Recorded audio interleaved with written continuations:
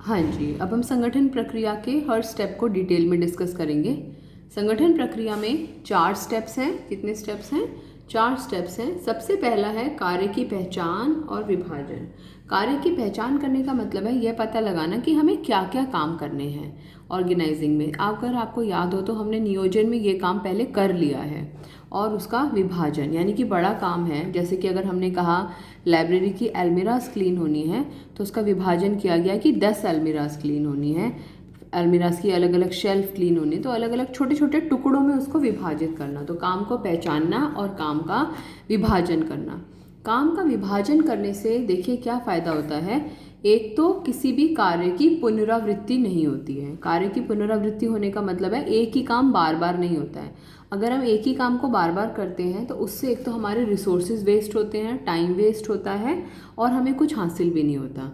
और दूसरा, हर कर्मचारी के ऊपर बराबर बराबर बोझ पड़े, यानी कि जो भी काम का बोझ है वह सब में बराबर बढ़ जाए, सब में बराबर विभाजित हो जाए। जब सब में काम का बोझ बराबर विभाजित होगा तभी सब लोग अच्छे से काम कर सकेंगे। तो पहला पॉइंट, काम को पहचानना, क्या क्या करना है। दूसरा पॉइंट, उसका विभाजन करना। विभाजन करना क्यों ज़रूरी है? क्योंकि ताकि एक तो काम में कोई पुनरावृत्ति ना हो और दूसरा सबके ऊपर बोझ का विभाजन बराबर बराबर हो। तो हमारा फर्स्ट पॉइंट क्लियर है। सेकंड पॉइंट की तरफ चलते हैं, विभागीकरण। विभागीकरण नाम से ही पता चल रहा है अलग अलग विभागों में बांटना। ये जो हमने काम यहाँ पर पहचाने हैं और इनका विभाजन किया है, इन्हें अलग अलग विभागों में बांटना, ये संगठन प्रक्रिया का दूसरा काम है। अलग अलग विभागों में बांटने से क्या फ़ायदा होगा और विभागीकरण करना किस आधार पर है? समान प्रकृति के कार्यों को एक समूह बनाना। समान प्रकृति के कार्यों का मतलब क्या है? जैसे संगठन में 4 अलग कार्य हो सकते हैं। एक उत्पादन का कार्य हो सकता है। एक संगठन में कार्यों को मुख्य रूप से इन 4 विभागों में बांटा जा सकता है। जैसे कि उत्पादन से संबंधित जो कार्य है वो उत्पादन विभाग में रख दिया। फाइनेंस से संबंधित, पैसे के लेन देन से संबंधित जो कार्य है उसे वित्त विभाग में रख दिया। बाजार ले जाने से, मार्केटिंग से, एडवर्टाइजिंग, विज्ञापन करना है उससे रिलेटेड, यानी बाजार से रिलेटेड जो भी चीज़ें हैं, माल को बेचने से रिलेटेड जो भी सारी बातें हैं उसको विपणन विभाग में रखा। और कर्मचारियों को नियुक्त करना, कर्मचारियों की ट्रेनिंग करना, कितने कर्मचारियों की आवश्यकता है, ये सब चीज़ें निर्धारित करना मानव संसाधन विभाग में आ सकता है। तो पहले काम में तो हमने क्या करा, काम को पहचाना कि ये काम है और उनको छोटे छोटे टुकड़ों में बांटा। फिर एक जैसी प्रकृति के जो कार्य हमें पता चला ये सारे काम जो है वो उत्पादन से संबंधित हैं तो उन्हें उत्पादन विभाग में लिख दिया। ये सब कार्य वित्त से संबंधित हैं तो इन्हें वित्त विभाग में लिख दिया। ये सब कार्य विपणन से संबंधित हैं तो उन्हें विपणन विभाग में लिखा। ये मानव संसाधन से संबंधित हैं तो उन्हें मानव संसाधन विभाग में लिख दिया। यानी कि एक जैसी प्रकृति के कार्यों को एक साथ इकट्ठा करना, ये जो है संगठन प्रक्रिया का दूसरा काम है, विभागीकरण करना। कैसे किया गया विभागीकरण? समान प्रकृति के कार्यों का एक समूह बनाना, ये विभागीकरण कहलाता है। एक जैसे नेचर के जो काम हैं उनका एक ग्रुप बनाना विभागीकरण कहलाया। अच्छा, अब इस विभागीकरण से फ़ायदा क्या हुआ? क्योंकि अगर उत्पादन से रिलेटेड उत्पादन प्रबंधक है, जो उत्पादन विभाग में जो लोग काम करें वो निरंतर वही काम करते रहते हैं तो वो उस कार्य में निपुण हो जाते हैं, विशिष्ट हो जाते हैं, एक्सपर्ट हो जाते हैं और उस काम को अच्छे से करते हैं। तो समान प्रकृति के आधार पर विभागों का निर्माण करने का ये फायदा होता है कि हम विशिष्टीकरण का लाभ हासिल कर सकते हैं। अब समान प्रकृति किस किस आधार पर हो सकती है?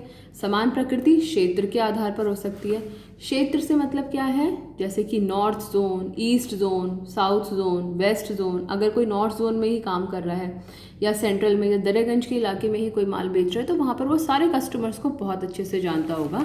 तो उनके लिए क्या स्ट्रैटेजी अपनानी है, क्या बात करनी है, कौन ग्राहक है जो सही से पैसे देता है टाइमली, ये सब चीज़ें उसको पता होंगी। तो विशिष्टीकरण जो है वो उत्पाद के आधार पर हो सकता है, कार्यों के आधार पर हो सकता है विभाजन, या फिर क्षेत्र के आधार पर हो सकता है, एरिया वाइज भी हो सकता है। तीसरा हम बात करते हैं संगठन प्रक्रिया में कर्तव्यों का निर्धारण। कर्तव्य मतलब ड्यूटीज़, किसकी क्या ड्यूटी है, किसको क्या काम दिया जाएगा। कौन से बच्चे को सफाई का काम दिया जाएगा, कौन से बच्चे को जो है वो बुक्स को छांटने का काम दिया जाएगा। अगर किसी बच्चे को पढ़ना ही नहीं आता तो क्या हम उसे नई और पुरानी बुक्स छांटने का काम दे सकते हैं? क्या हम उसे वैलिड और इनवैलिड बुक्स छांटने का काम दे सकते हैं? क्या हम उसे ये काम दे सकते हैं कि वो पहचाने कि ये बुक काम की है, ये बुक काम की नहीं है? इसलिए अब काम को कैसे सौंपा जाएगा? हर व्यक्ति को उसकी निपुणता, उसकी क्षमता और उसकी योग्यता के आधार पर काम सौंपा जाता है। तो कर्तव्य का निर्धारण में क्या करना है? काम सौंपना। कैसे सौंपना? उस व्यक्ति की निपुणता, क्षमता और योग्यता के आधार पर। तो अभी तक हमने संगठन प्रक्रिया के 3 चरण पढ़े हैं। काम को पहचानना, उसका विभाजन करना, दूसरा समान प्रकृति के आधार पर उसका विभागीकरण करना, तीसरा कर्तव्यों का निर्धारण करना। चौथे कार्य की तरफ चलते हैं। संगठन प्रक्रिया का चौथा चरण है रिपोर्टिंग संबंध स्थापित करना। तो इसमें हमने लिखा है कि सिर्फ काम सौंपना ही पर्याप्त नहीं है। काम सौंप दिया और बैठ गए, ये सफिशिएंट नहीं है। हर कर्मचारी को ये भी पता होना चाहिए कि उसे किससे तो आदेश प्राप्त होंगे और वह किसके प्रति जवाबदेह होगा। आपको याद होगा, हमने हेनरी फ्यूल के सिद्धांतों में पढ़ा था कौन किसके प्रति जवाबदेह होगा, किसको किससे आदेश मिलेंगे। आदेश की एकता और सोपान श्रृंखला, ये 2 चीज़ों के लिए ये संगठन का जो आधार है ये बहुत ज़रूरी होता है। तो ये जो है ये संगठन प्रक्रिया का चौथा चरण है, चौथा स्टेप है। हर कर्मचारी को पता हो कि उसे किसको जाके बताना है कि मैंने ये काम पूरा कर लिया। अगर हम लाइब्रेरी की क्लीनिंग कर रहे हैं तो कौन लाइब्रेरी का इंचार्ज है जिसको जाकर हमें बताना है कि हमने क्लीनिंग का काम पूरा कर लिया है। अब इस संगठन प्रक्रिया की एक बार समरी पढ़ते हैं।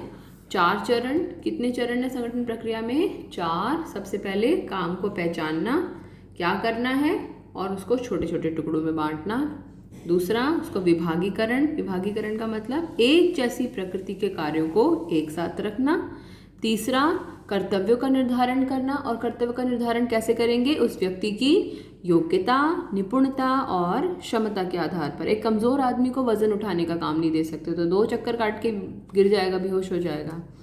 और रिपोर्टिंग संबंध स्थापित करने में कौन अधिकारी है, कौन सबऑर्डिनेट्स हैं, कौन किसके अधीन काम कर रहा है और काम पूरा होने पर किसको किसे बताना है, ये हमारे संगठन प्रक्रिया के 4 चरण है। इसको नोट कर लीजिएगा वीडियो को पॉज करके अच्छे से।